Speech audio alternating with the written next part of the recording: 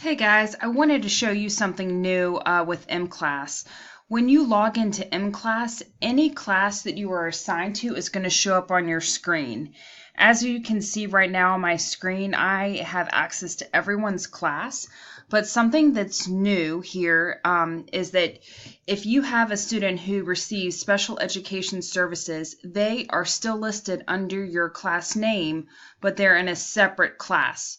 So for instance, let's look here at Claire Morrison. You'll see that she has one student and then 18 students. This one student right here is the student in her classroom who receives special education services.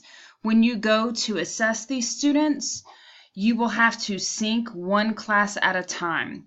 What happens is if you were to click both of Claire's classes and sync, it would not be able to distinguish between the two. So you have to sync one class at a time and assess those students.